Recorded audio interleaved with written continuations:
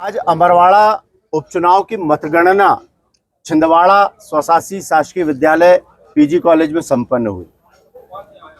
बड़ा परिणामों में बड़ा चमत्कारिक रूप से देखने को जो मिला यहाँ, हर बार अमरवाड़ा विधानसभा बड़ी चमत्कारिक परिणाम देने वाली विधानसभा रही है। यहाँ प्रत्याशी लीड करता है और फिर अचानक पता चलता है कि कोई और चुनाव जीता। ऐसे कई बार कई विधानसभा चुनावों में हमने नतीजे देखे, आज भी ऐसी ही स्थिति रही। लेकिन आज एक बड़ी बात सामने आई। कांग्रेस ने अपना प्रत्याशी अमरवाड़ा विधानसभा से धीरेन्द्र शाह जी को उतारा था। धीरेन्द्र शाह एक ऐसी शख्सियत है जिनका राजनीति से कोई संबंध नहीं है। आस्था का केंद्र उनका दरबार रहा है। आस्था के केंद्र अचलकुंड दादाजी दरबार के छोटे महाराज कहलाते हैं धीरेन्द्र शाह, और आस्था से जुड़े हुए व्यक्ति हैं। आदिवासी समाज में जो पारंपरिक उनकी पूजा पाठ पद्धति है, उसके गुरु दरबार अचलकुंड कहलाता है। जैसे ही कांग्रेस ने धीरेन्द्र शाह का नाम प्रत्याशी के रूप में घोषित किया, एक बात साफ हो गई कि ये चुनाव आस्था और महल के बीच में है। कमलेश शाह ऐसे प्रत्याशी रहे जिन्हें कांग्रेस ने 3 बार विधानसभा से टिकट दी, तीनों बार वो विजयी रहे। लेकिन लोकसभा चुनाव के पहले राजा कमलेश शाह ने इस्तीफा देकर भाजपा का दामन थाम लिया। कहीं ना कहीं यह महत्वाकांक्षा थी कि भाजपा में रहने के दौरान सत्ता का सुख मिल सके, और दूसरी तरफ जहां कांग्रेस अपने सारे प्रत्याशियों को और नेताओं को खो चुकी थी अमरवाड़ा में, वहां एक नए चेहरे का उद्भव हुआ, और वो नया चेहरा था धीरेन्द्र शाह।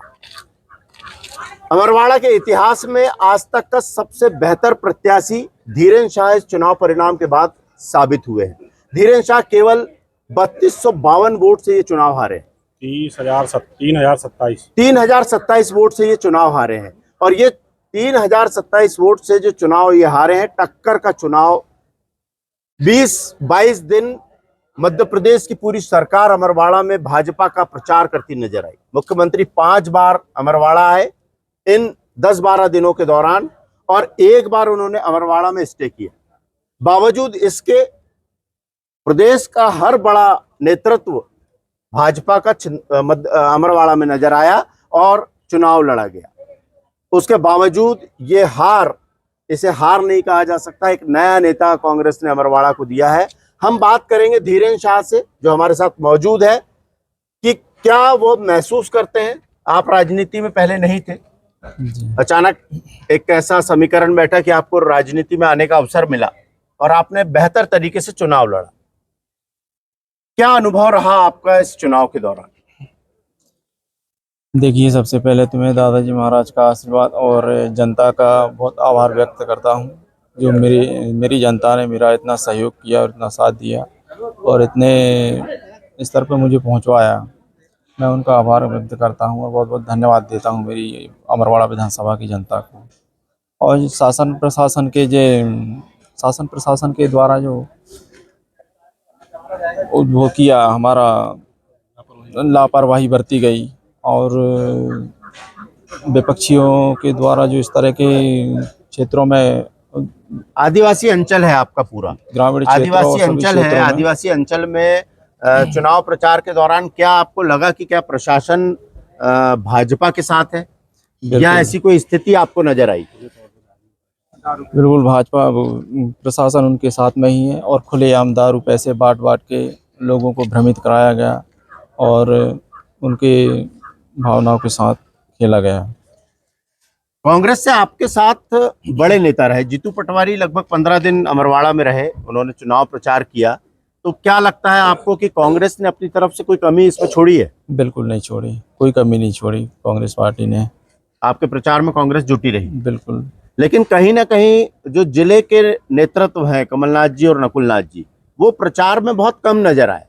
इस बारे में क्या कहना चाहेंगे कि क्या अगर कमलनाथ जी और नकुलनाथ जी का प्रयास थोड़ा और होता तो ये चुनाव जीता जा सकता था, क्योंकि जीत का अंतर सिर्फ 3270 वोट है।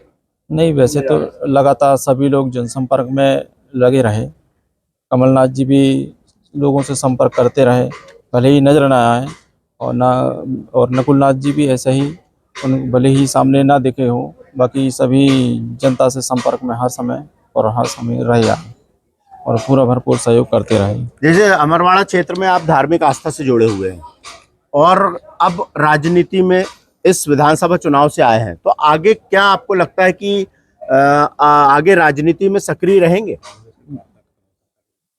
हर समय कांग्रेस की कार्यकर्ता के रूप में काम करेंगे और हमेशा सक्रिय रहेंगे इसमें, पार्टी में।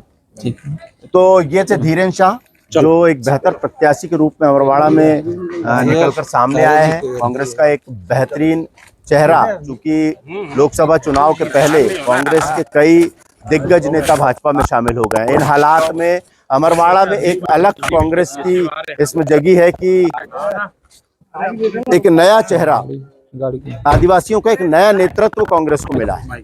देखेंगे आने वाले समय में राजनीति क्या रंग दिखाती है। नमस्कार।